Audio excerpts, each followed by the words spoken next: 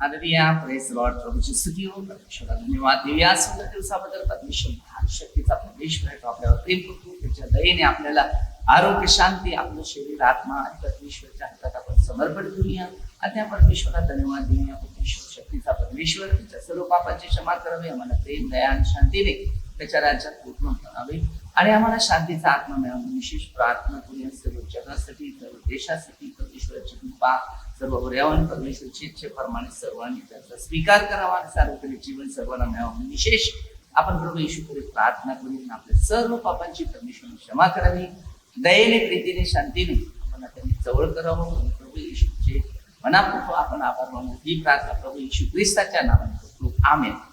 तर योहानाच्या पहिल्या पत्रामध्ये अध्याय 4 वचन 7 पासून आपण पुढे वचन घेऊया. योहानाचे पहिले पत्र अध्याय 4 वचन 7. प्रियजनो,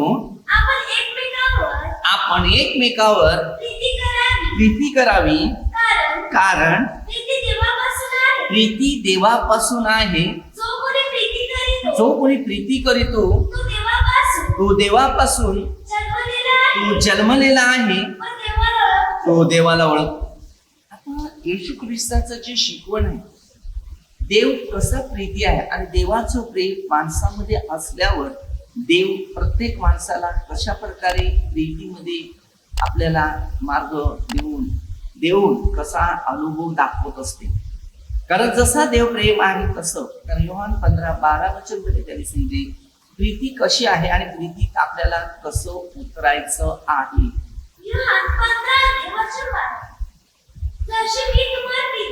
जसं मी तुम्हावर प्रीती केली तशी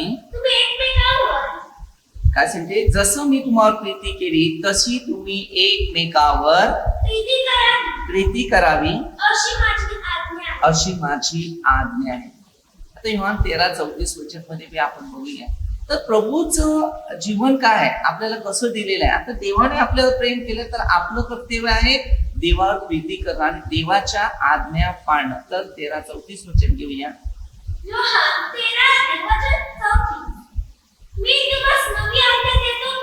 मी तुम्हाला नवीन आज्ञा देतो की तुम्ही एकमेकावर प्रीती करावी, जशी मी तुम्हावर प्रीती केली तशी तुम्ही एकमेकावर प्रीती करा. जसं प्रभू येशू ख्रिस्ताचा मार्ग जो आहे तो आपल्यामध्ये असला तर आपण दुसऱ्याला तो मार्ग देऊ शकतो. येशूच्या मागे येणाऱ्या लोकांचं जीवन असं आहे, जसा येशू चालला तसा आपण चाललं पाहिजे. तर हे योहानाची जी पत्र आहेत हे 5, याच्यामध्ये बऱ्याच गोष्टी आपल्याला मार्गदर्शक केलेलं आहे की प्रभू येशू ख्रिस्त, आता प्रभू मध्ये चालतो तर आपण पाप करू शकत नाही. प्रभू पासून बाजूला असलं तर ताबडतोब पाप आपल्यामध्ये.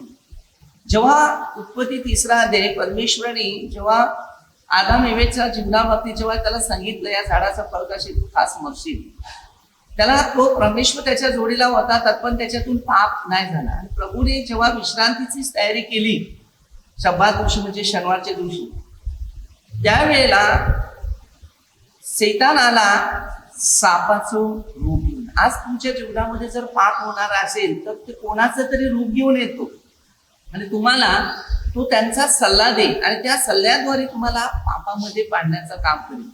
पण परमेश्वराचे जे सेवक आणि परमेश्वराचे जे लोक तुमच्या जोडीला येतील आणि तुम्हाला जेव्हा ते मार्गदर्शन करतील तेव्हा त्या हळूहळू पापातून तुम्हाला ते बाहेर काढण्याचं काम करतील. आता प्रभू येशू पापी लोकांच्या कारणासाठी आला तर काही लोक हा पाप्या लोकांबरोबर जेवतो असं त्याला आरोप करत होते. पण येशू ख्रिस्त पापी लोकांना बदलायला आलेला होता. त्यांचं काम आहे, धार्मिक व्यक्तीचं जीवन असं असते की माणसाबरोबर संवाद ठेवतील आणि त्या संवासात राहून त्यांना त्याच्यातून बाहेर काढून ती सुवार्थेच्याद्वारे ते पवित्र जीवनामध्ये त्यांना प्रवास करून देतील. मग त्यांना समजते की देवाचं प्रेम काय आणि जीवनामध्ये पापाचं प्रेम काय. पापाचं प्रेम ही क्षणिक असते. कोणताही मनुष्य कोणत्याही पापामध्ये जरी पडलेला असला परंतु तो क्षणिक गोष्टीसाठीच तेवढा असतो. पण जेव्हा प्रभूच्या प्रेमात पडतो तेव्हा त्याला जीवनामध्ये शांतीचा आणि जो आनंदाचा जो अनुभव आहे तो आपल्याला मार्गदर्शन करतो. दारू जेव्हा असते तो तो पीत जातो, 1 ग्लास 2 ग्लास की बाटलीपर्यंत संपू शकतो, परंतु त्याला समाधान व शांती नाही.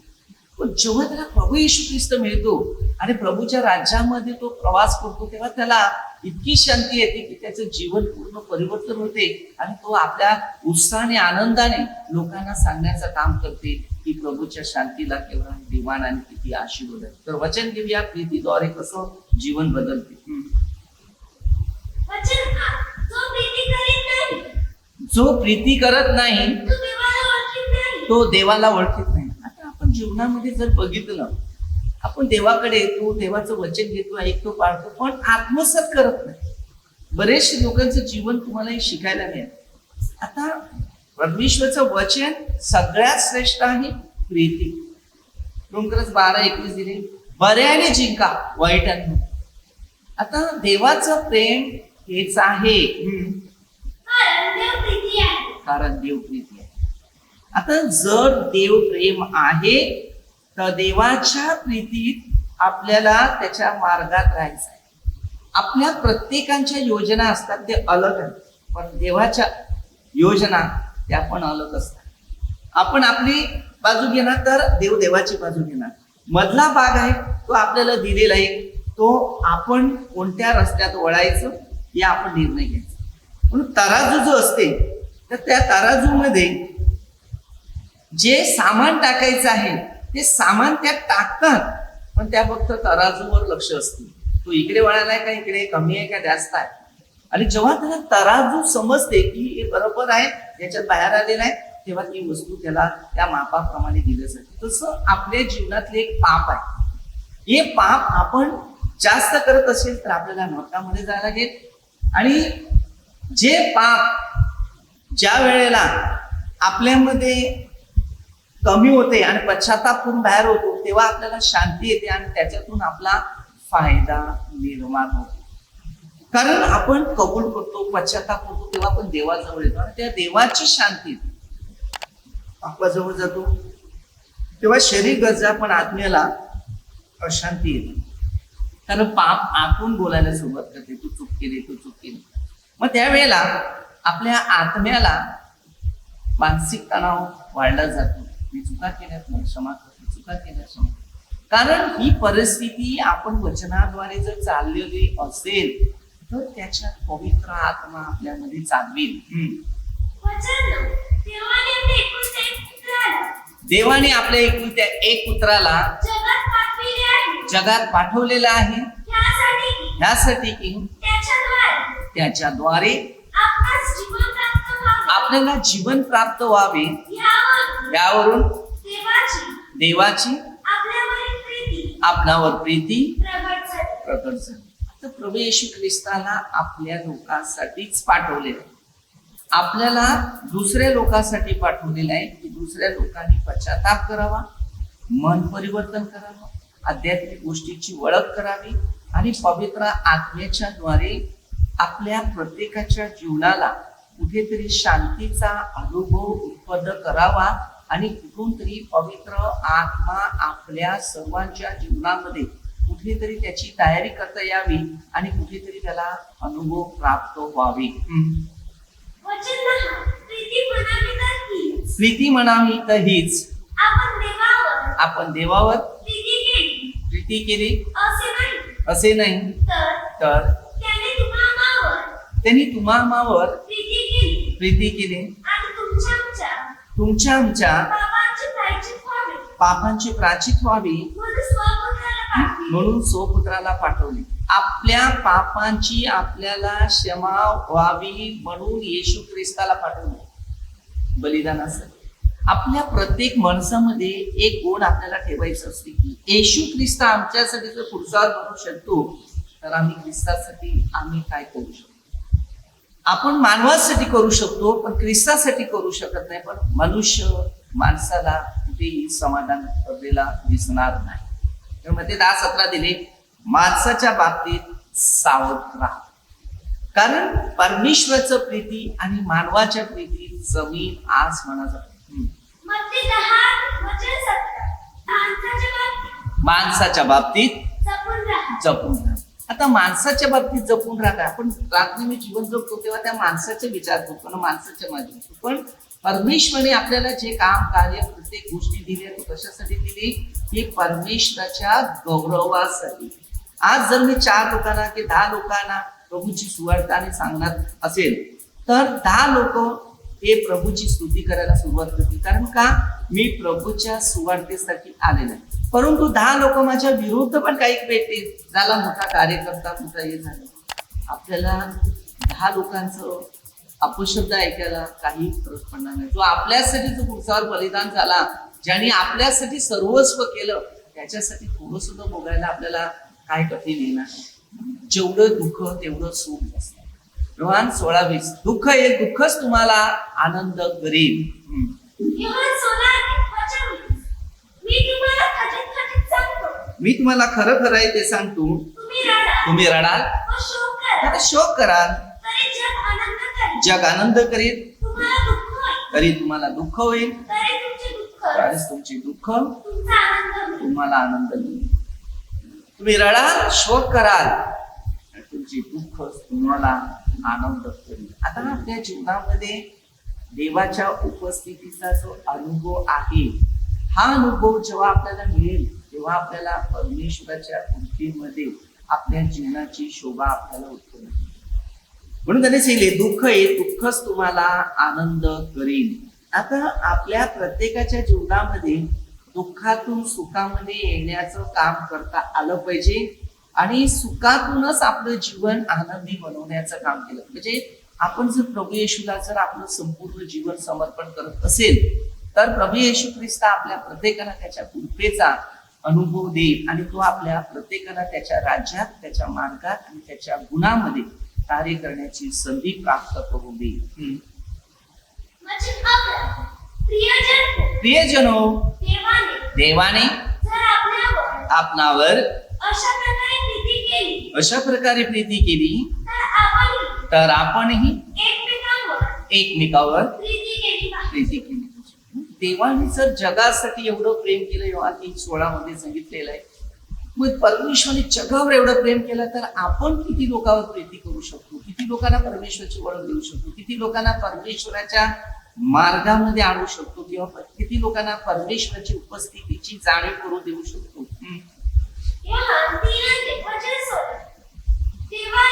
देवाने जगावर एवढी प्रीती केली की त्याने एकुलता एक पुत्र दिला, अशासाठी की जो कोणी त्याच्यावर विश्वास ठेवतो त्याचा नाश होऊ नये, तर त्याला सार्वकालिक जीवन प्राप्त होईल.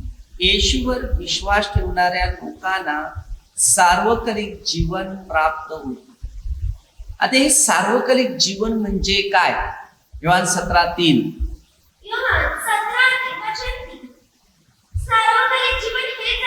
सार्वकालिक जीवन हेच आहे की तू जर एकच खरा देव त्या तुला ज्याला तू पाठवलेला आहे त्या येशू ख्रिस्ताला आणि ओळखा. आज आपल्या प्रत्येकाने एक एक व्यक्तीने हा विचार करायचा आहे की आम्ही प्रभू येशू ख्रिस्ताला ओळखायचा आहे. एकच जो देव त्या प्रभू येशू ख्रिस्ताला ओळखायचा. आपण मनुष्याला ओळखतो, मग ते 10-17 माणसाच्या बाबतीत सावध. आज स्तोत्रसहित 118 आज आपल्याला शिकायचं आहे मनुष्याच्या मागे नका, परमेश्वरच्या मागे.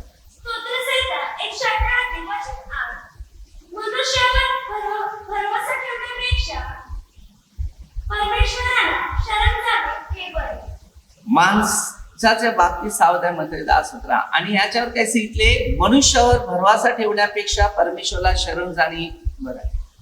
आज माणसावर भरवसा आपण ठेवतो पण परमेश्वर भरवसा ठेवतो. परमेश्वर पहिला भरवसा ठेवा मग माणसं. कारण योहान 14:1 मध्ये प्रभू येशू ख्रिस्त बोलला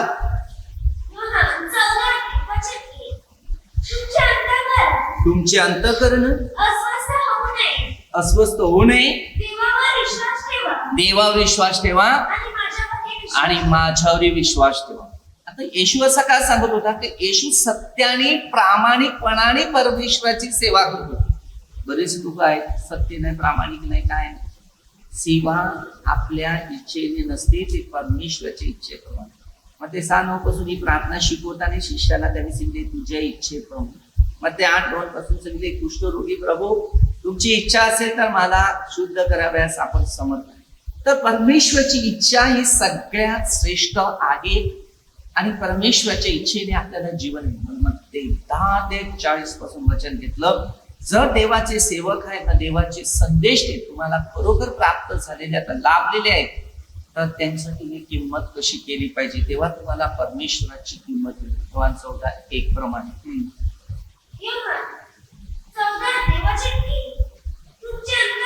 तुमचे अंतःकरण अस्वस्थ होऊ नये, तुम्ही देवावर विश्वास ठेवा. आता तुम्हाला जीवनामध्ये जर अंतःकरण अस्वस्थ, आता आम्ही तुम्हाला सत्य मार्गाने शिकवत आहे. जर तुमचा विश्वास जर खरा आहे तर तुम्ही देवावर पूर्ण विश्वास ठेवू शकता. जर तुमचा विश्वासच नसेल तर देवावर पण न विश्वास ठेवू शकत ना माझ्यावर पण तुमचा विश्वास. हा, आम्ही तुम्हाला प्रार्थना करतो, शिकवतो, घडवतो, मार्गदर्शन करतो. काहीतरी अपेक्षा आहे बाबाचं. ब्रदर आपल्याकडून पैसे घेतात, काय मागतात, काय वस्तू मागतात. जर हे जर तुमच्याकडे जर काय असं असेल तर तुम्ही थोडासा विचार करा की आम्हाला सत्य शिकवतात की आम्हाला खरं शिकवतात, कुठे शिकवतात, हे काय, तर तुम्ही स्वतःच त्याच्याकडे लक्ष द्यायचं आहे. तर परमेश्वराचं वचन आपल्याला सत्यात नेत असते. आणि मध्ये 10:40 पासून त्यांनी आपल्याला शिकवण दिली, किंमत दिली. मग ती किंमत कशी ठेवावी, परमेश्वराबरोबर कसं राहावं, परमेश्वर आपल्या बरोबर कसं राहील, मग त्याची प्रीतीची जाणीव आपल्याला कशी होईल.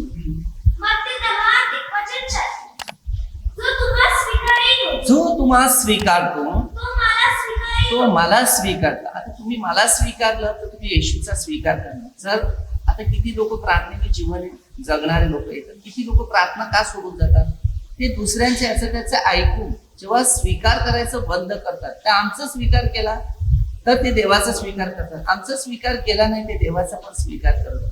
म्हणून त्याने काही सांगितले, जो कोणी तुमचा स्वीकार करतो तो माझा स्वीकार करतो, म्हणजे परमेश्वराचा स्वीकार करतो. परत वचन म्हणतो, जो तुम्हाला स्वीकारतो तो मला स्वीकारतो आणि जो मला स्वीकारतो तो ज्याने मला पाठवले. आता आम्ही तुम्हाला मार्गदर्शन करणार किंवा शिकवणार, तर हे जे शिक्षण आहे ते शिक्षण तुम्हाला येशूच्या द्वारे मिळाले. मग ते 10:20 आम्ही आमचं शिक्षण न देत तुम्हाला परमेश्वराचं शिक्षण देतात. आणि तुम्ही हे शिक्षण घेतील तेव्हा तुम्ही परमेश्वराच्या शिक्षणाकडे वळतील आणि परमेश्वराचं शिक्षण तुम्हाला मिळेल आणि शिक्षणाद्वारे तुमचं जीवन परमेश्वराच्या राज्यात येईल. संदेष्टांना संदेष्टा म्हणून जो स्वीकारतो त्याला संदेष्टाचे प्रतिफळ मिळेल आणि नीतिमानाला नीतिमान म्हणून जो स्वीकारतो त्याला नीतिमानाचे प्रतिफळ मिळेल. संदेष्टाला संदेष्टा म्हणून किंमत ते मिळेल. तुम्ही त्याला नीतीचं जर समजते तर नीतीच्या गोष्टी तुमच्या जीवनात येतील. पण जर तुम्ही त्याला नीतीचे विचार केलेले दिसले नाही तर तुमच्या जीवनात नीती नाही, तुमच्या जीवनामध्ये पण अनीतीच येईल. आणि ह्या लहानातील एकाला शिष्य म्हणून जो कोणी केवळ गार पाण्याचा जर एक प्याला पाजतो तो आपल्या प्रतिफळाला मुकणारच नाही असे मी तुम्हास. म्हणजे देवाचे सेवक आणि धार्मिक व्यक्तीची लोक असतात, त्याला जरी तुम्ही एक ग्लास पाणी जरी दिला तरी जिंदगीवर तुमच्या घराला एवढा आशीर्वाद येईल की कधी संपणार नाही. परंतु बरेचसे लोक कधी कधी मी प्रार्थनेने जीवन जगतो, कुठे कुठे जातो गावात, तर पाणी घ्यायचे आहे, मी सांगितलं नाही, मला थोडासा त्याग करू दे. आज तुमच्याकडे आहे तर मी घेईल, उद्या नसलं तर मला मागायची सोय करू. तर मला की 3:6 पासून प्रभूने आपल्याला सांगितले, मी बदलणारा परमेश्वर सारा दशवसना अर्पण माझ्या मंदिरात आला पाहिजे. आणि खरोखर ज्या मंदिरात अन्नधान्य परमेश्वर देत असते त्या मंदिरातून गोर गरिबांची सेवा होत असते, तर त्या मंदिरांमध्येच आपलं अर्पण आणि दान असलं पाहिजे. म्हणून मी काही लोकांना सांगतो, तुम्ही तिकडे अर्पण करा की तुमची आणि देवाची ओळख झाली पाहिजे. तुम्ही माझी आणि मी तुमची ओळख करणार, मी पैसे पाकिट घेणार आणि मग ते देवाचं मी नाटक करू. मी जर तिकडे राहत आहे 3-4 दिवस, तर मला खायला प्यायला घातलं तेव्हा मी 1 तासासाठी, 2 तासासाठी, 3 तासासाठी किंवा 1 दिवसासाठी जर मी प्रार्थना जीवन जगण्यासाठी तुमच्याकडे जर आलं, तरी मी मला सांगतो की तुमच्याकडे खाण्याची मला परमिशन नाही. देवाने आपल्याला फुकट दिले तर फुकट द्यायला, वाढलं तर खा, परंतु कधी जेव्हा आपण त्या एरियात 3-4 दिवसाचं असेल, पहिलं आपल्याकडे आहे ना तेवढं आपल्यातून घेऊन लोकांना देता येईल ते द्यायचं. तर प्रभू येशू ख्रिस्त लोकांना देत होता. आपल्याला जास्त घेण्यापेक्षा देण्याच्या शिक्षणाकडे जास्त लक्ष दिलं पाहिजे.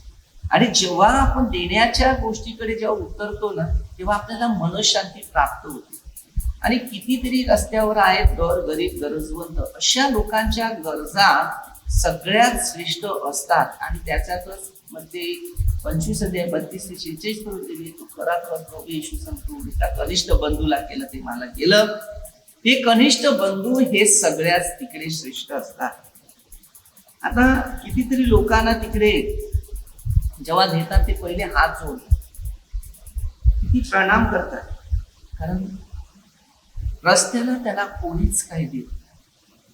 कितीतरी रोडच्या बाजूला इकडे तिकडे पडलेले असतात, ज्याला दया येतो तो काहीतरी देऊन जातो, नाही तर ते तसंच असतं. जेव्हा त्यांना रोज 2 टाईम जेवण जर आपण द्यायला सुरुवात केली ना, पोहोचवली, तर खूप आनंद आणि खूप शांती आपल्याला मिळते.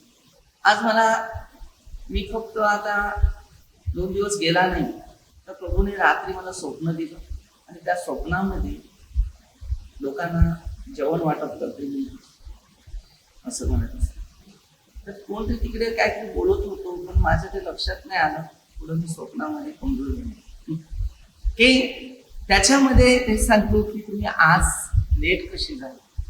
आणि थोड्या टायमाने म्हटलं बघतो तुम्ही इकडेच, तुम्ही काहीतरी बोललं तर मला पण आठवत नाही, परंतु मी आपलं विसरून. म्हणजे देव आपल्याला सांगते की तू जबाबदारी दिले, काम दिले, तू करायचं टाकून थांबला कशा. पवित्र आत्मा आपल्याला मार्गदर्शन. परमेश्वराचं वचन आहे 2:28, तुमच्या हृदयात स्वप्न. प्रत्येक गोष्टीचं आपल्याला एक स्वप्न दिलं ते देवाच्या राज्यात. कदाचित ते आत्मे विचार करत असते की या टायमाला येणार आज जेवण का पोचलं. देवाकडे क्षमा होईल, देवा जे काय चुका झाल्या असेल तर मला माझ्या पापांची क्षमा कर. मी आता ते डब्बल करेल. या आठवड्याचा पुढच्या आठवड्यात 2 चान्स कसा करेल की एक दिलेला आहे तर परत दुसरं पण देईल.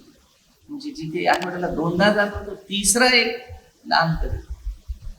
तर माझी चूक झाली तर मला भरपाई करणं गरजेचं आहे. तर आपल्याला देव शिकवतो. देवाने कामं दिलेली आहे, ती कामं आपल्याला करता आलीच पाहिजे. आणि जर नाही केली तर आपल्याला पवित्र आत्मा योहान 14:36 प्रमाणे शिकवेल. आणि हे शिक्षण जेव्हा आपल्याला मिळेल तेव्हा त्याच्यात पवित्र आत्मा कार्य करण्याची संधी.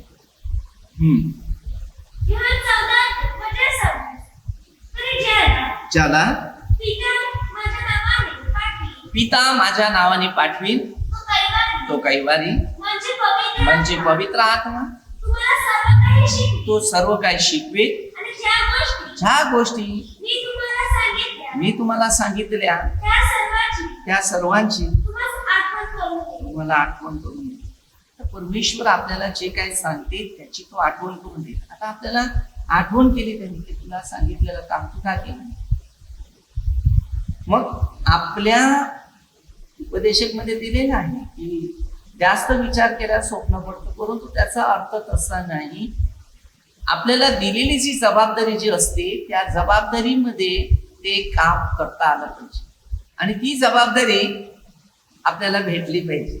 जर जबाबदारी मिळाली तर ते वचन आपल्याला मिळेल आणि परमेश्वर आपल्याला त्याचं शिक्षण देईल. कारण त्या शिक्षणात देवाचा मार्ग आपल्याला भेटते आणि त्याच्यातून प्रत्येक गोष्टीचा अनुभव प्राप्त करून देत असते.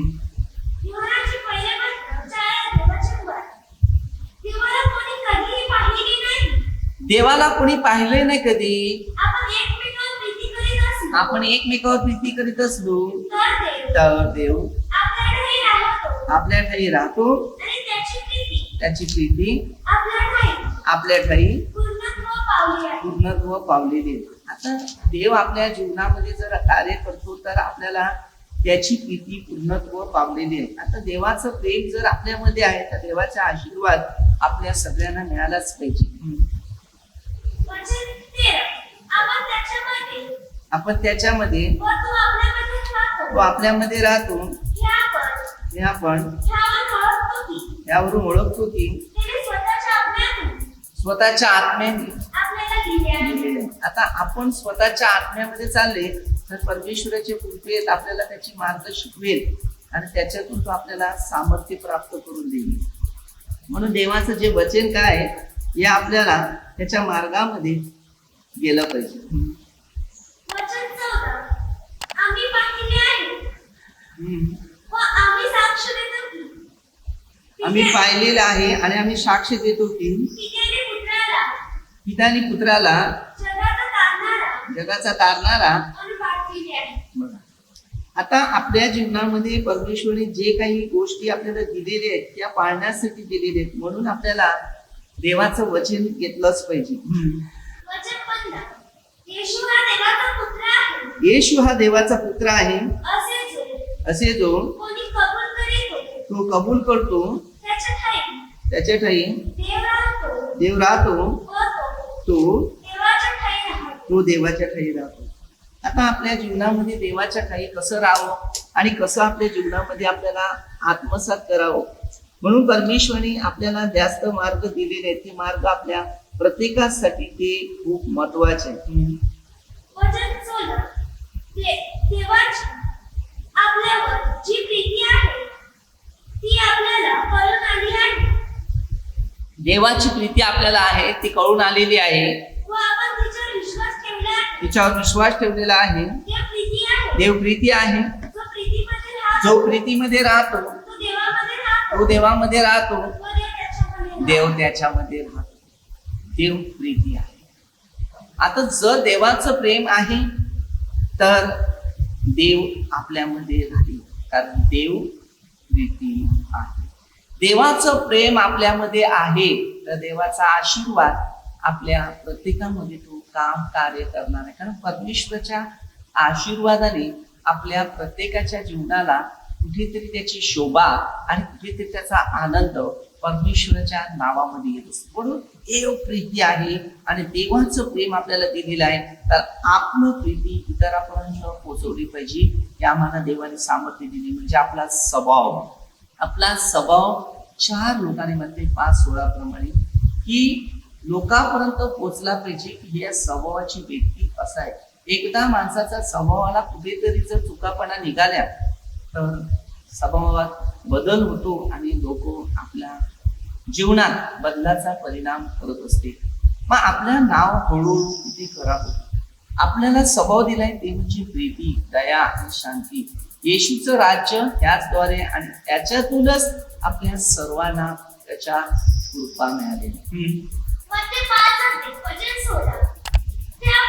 त्याप्रमाणे तुमचा प्रकाश लोकांसमोर असा पडू द्या की त्याने तुमची सत्कर्म पाहून तुमच्या स्वर्गातील पित्याचे गौरव करा. आपल्या सत्कर्मापासून स्वर्गीय पित्याचे गौरव झाले पाहिजे तर आपल्याला परमेश्वराच्या कार्याचा अनुभव दिसेल आणि आपण जगप्रसिद्ध लोकांमध्ये प्रीतीच्या गोष्टी करणार. कारण देव प्रेम आहे तर आपल्याला प्रेमामध्येच राहून परमेश्वराच्या प्रीतीप्रमाणे आपल्याला जीवन जगावं आणि शांतीचा मार्ग जोडावा. विशेष प्रार्थना करूया. स्वर्गीय पिता, सुंदर दिवसाबद्दल धन्यवाद देतो, स्तुती करतो, गौरव करतो. महान परमेश्वरा, सर्व लोकांना तू आशीर्वाद केले, तुझा पवित्र आत्म्याचं सहाय्य दे. सर्व मंत्र लोक, आमदार लोक, सरपंच, सर्व पोलीस लोक, मिलिटरी डॉक्टर, नर्सेस, परमेश्वरची सेवा, परमेश्वरचे कार्य करा. अशा लोकांना प्रभू तू सहाय्य कर. दुःखी, निराशा, गरज आणि गरजवंत लोकांना प्रभू तुझं मदतीचा आशीर्वाद आणि प्रत्येकाला प्रभू तुझ्या वचनानुसार चालण्यास सर्वांना स्वर्ग राज्यात प्रवेश करण्याची कृपेचं दानाने वरदानाने भरून काढ. आणि तुमच्या इच्छेप्रमाणे जीवन जगण्यास त्यांना पृथ्वीच्या दानाने भरून काढ. ही प्रार्थना येशू ख्रिस्ताच्या नावाने करतो. आमेन. धन्यवाद पिता परमेश्वर. स्तुती हो, स्तुती हो, स्तुती हो. आमेन.